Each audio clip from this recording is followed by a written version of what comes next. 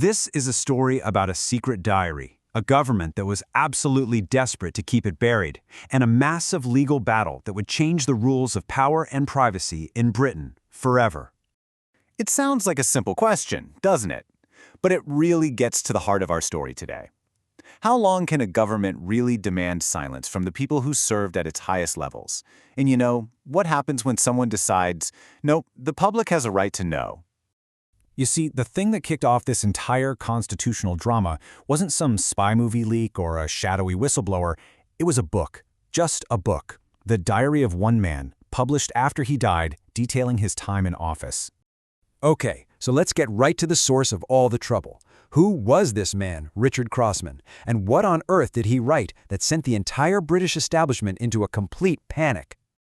So this is Richard Crossman. He was a major political player, a senior minister in the cabinet. But here's the thing that made him different. He was writing everything down. And I don't just mean the official meeting minutes. I mean the arguments, the gossip, the unfiltered, frank, sometimes unflattering details of how big decisions actually got made. And he wanted this raw account to be his legacy. As you can imagine, his colleagues and the government had some very different ideas. Now, to understand why this was such a big deal, you have to get your head around this concept called cabinet secrecy.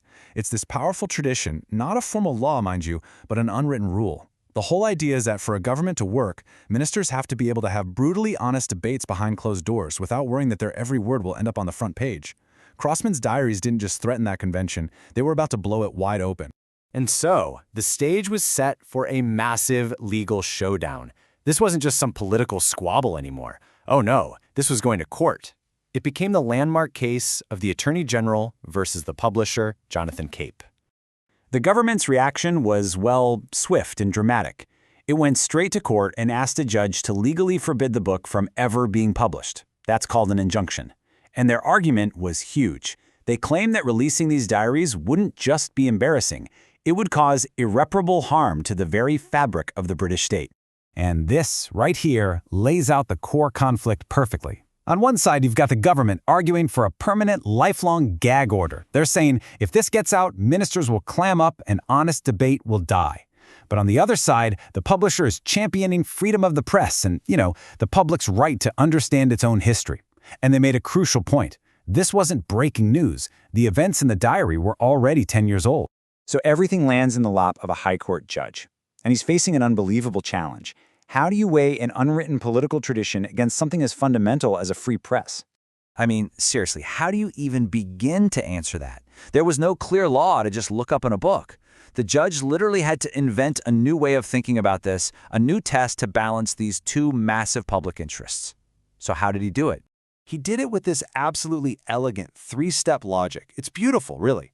First, he gave the government its due. He said, yes, cabinet secrecy is a real and important thing for good government. But then, and this is the game-changing moment, he completely rejected the idea that this secrecy was a lifelong legal duty. It wasn't absolute.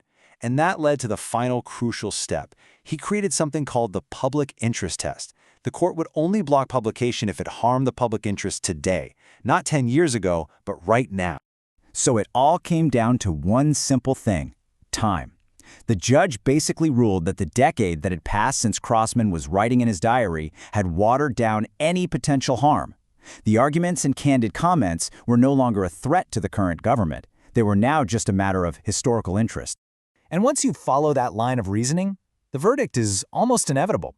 But the decision itself and its legacy, well, it has been echoing through British politics and journalism ever since.